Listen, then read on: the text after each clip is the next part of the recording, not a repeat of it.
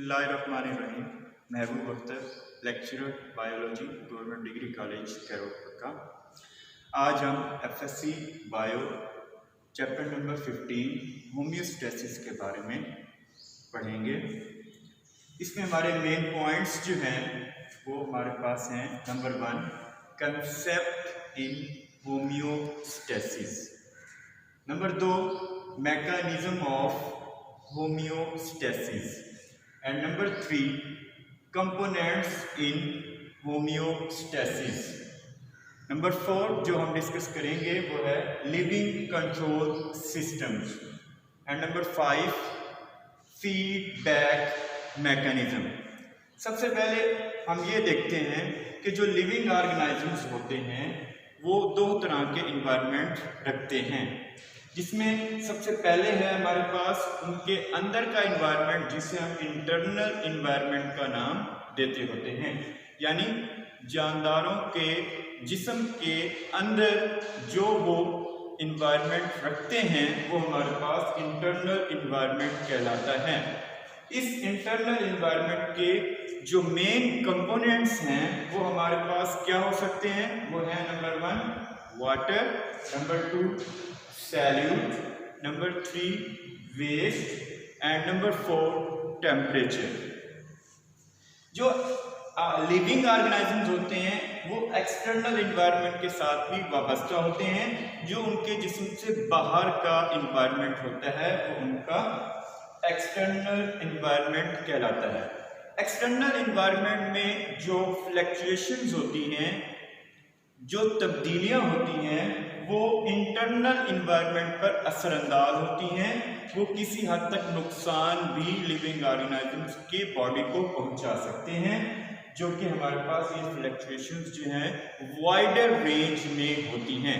ये फ्लक्चुएशंस क्या हो सकती हैं एक्सटर्नल इन्वायरमेंट में? जैसा कि दर्जा हरारत का बढ़ जाना या कम हो जाना, पानी की मिकदार का बढ़ जाना या शदीद तौर पर कम हो जाना। अब हम चलते हैं, हमारे पास होम्योस्टेसिस है क्या। होम्योस्टेसिस की सबसे पहले हम डेफिनेशन करेंगे।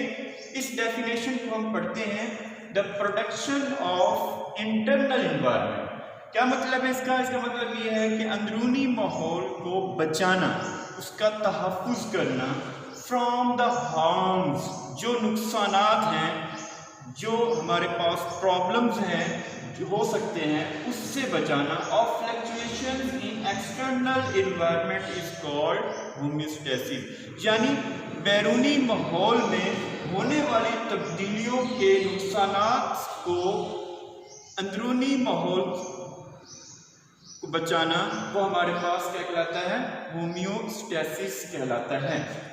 इस होम्योस्टेसिस का मैकेनिज्म जो है वो हमारे पास, उसमें 3 चीज़ें शामिल हैं। नंबर 1 है हमारे पास ऑस्मोरेगुलेशन, और नंबर 2 है हमारे पास थर्मोरेगुलेशन, एंड नंबर 3 हमारे पास है वो है एक्सक्रीशन। सबसे पहले हम देखते हैं कि ऑस्मोरेगुलेशन क्या है। ऑस्मोरेगुलेशन से मुराद ये है कि हम वाटर और सैल्यूट्स की मिकदार को मेंटेन करना ऑस्मोरेगुलेशन कहलाता है। मेरा मतलब ये है कि maintenance of water and solutes in the body is called osmoregulation. Number 2 में हमारे पास है वो है एक्सक्रीशन। एक्सक्रीशन में हमारे पास शामिल है elimination of metabolic waste, especially the nitrogenous waste is called excretion. यानी इससे मुराद ये है कि खास तौर पर नाइट्रोजनी मादों को जिस्म से बाहर खारिज करना, जो कि नुकसानदेह हो सकते हैं, उनको एलिमिनेट करना, वो हमारे पास अमल या प्रोसेस जो है वो एक्सक्रीशन कहलाता होता है। और तीसरे नंबर पर जो चीज़ शामिल है मैकेनिज्म ऑफ होम्योस्टेसिस में, वो हमारे पास है थर्मोरेगुलेशन। थर्मोरेगुलेशन में क्या है कि हम दर्जा हरारत को, अपने बॉडी के टेम्परेचर को एक टॉलरेबल रेंज में मेंटेन करते हैं और इसको हम थर्मो रेगुलेशन का नाम देते होते हैं। ये टेम्परेचर फॉर एग्जांपल हमारे बॉडी का टेम्परेचर 37 डिग्री सेंटीग्रेड होता है, जिसको हम इसी रेंज में मेंटेन करते हैं, चाहे जिस्म के बाहर के एनवायरनमेंट में टेम्परेचर इससे भी ज़्यादा हो या कम हो, लेकिन हम अपने बॉडी के टेम्परेचर को एक रेंज में, टॉलरेबल रेंज में मेंटेन करते हैं और इसको हम थर्मो रेगुलेशन का नाम देते हैं। अब हम लिविंग कंट्रोल सिस्टम्स के बारे में डिस्कस करेंगे। लिविंग कंट्रोल सिस्टम्स जो होते हैं, ये control systems outside the cell membrane भी हो सकते हैं और उनको हम नाम देते होते हैं एक्स्ट्रा सेलुलर, और ये control systems within the cell membrane भी हो सकते हैं, जिसको हम नाम देते होते हैं इंट्रासेलुलर। इट मींस दैट हमारे पास दो तरह के control systems, living control system exist कर सकते हैं, एक सेल मेम्ब्रेन के इनसाइड और दूसरा हमारे पास सेल मेम्ब्रेन के आउटसाइड जो है हमारे पास होगा। ये लिविंग कंट्रोल सिस्टम्स जो होते हैं, ये फिजिकल कंट्रोल सिस्टम्स की तरह काम करते हैं। फिजिकल कंट्रोल सिस्टम्स की एग्जांपल हम कुछ यूं ले सकते हैं, जैसे हमारे घरों में मौजूद ओवन है, एयर कंडीशन है, ये हमारे पास जो है ये एक फिजिकल कंट्रोल सिस्टम्स हैं जो कि हमारे पास मौजूद हैं एग्जांपल के तौर पर। अब फिजिकल कंट्रोल सिस्टम्स में उसके बेसिक कंपोनेंट्स क्या हो सकते हैं? उसके बेसिक कंपोनेंट्स तीन हैं हमारे पास। एक है हमारे पास सेंसर, दूसरा हमारे पास कंट्रोल सेंटर और तीसरा हमारे पास जो है वो है हमारे पास ऑन और ऑफ स्विच जो है वो हमारे पास मौजूद हो सकता है। सेंसर में हम ऐसी बात करेंगे कि सेंसर क्या करता है, सेंस करता है किस चीज को। फॉर एग्जांपल अगर हम ओवन के एग्जांपल लें या एयर कंडीशन के एग्जांपल लें, तो वहां पर थर्मोमीटर मौजूद होता है जो कि टेम्परेचर को सेंस करता है, तो उसमें होने वाले टेम्परेचर की कमी बेशी को वो सेंस करता है एक खास सेट पॉइंट पर, जो हमने वो एक सेट पॉइंट फिक्स किया होता है, उसके ऊपर सेंसर जो है वो अपना काम करता है। अगर हम लिविंग के सिस्टम्स की बात करें तो उसके कंपोनेंट्स जो है हमारे पास कंट्रोल सिस्टम के भी just like physical control system की तरह हैं। इसमें हमारे पास बेसिक तीन चीजें जो है वो कौन सी हैं? एक है हमारे पास रिसेप्टर्स, दूसरा हमारे पास क्या है कंट्रोल सेंटर, और तीसरी चीज जो है हमारे पास क्या है वो है इफेक्टर्स।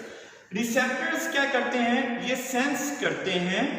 सेंस करने के बाद जो मैसेज आता है कि टेम्परेचर बढ़ गया है या कम हो गया है, जो भी मैसेज होता है वो कंट्रोल सेंटर को सेंड करते हैं। कंट्रोल सेंटर जो है वो उसको टेम्परेचर को नोट करता है, उस टेम्परेचर को नोट करने के बाद फिर वो मैसेज सेंड करता है इफेक्टर्स पर। इफेक्टर्स जो है वो फिर अपना रिस्पॉन्स देते हैं कूलिंग का या फिर हीट करने का या हीटिंग का रिस्पॉन्स जो है वो शो करते हैं हमारे पास इफेक्टर्स। ये हमारे पास एक डायग्राम है जिसमें लिविंग कंट्रोल सिस्टम्स के बारे में डिस्कस किया गया। आप यहाँ देख सकते हैं कि हमारे पास दो तरह का एनवायरनमेंट मौजूद है।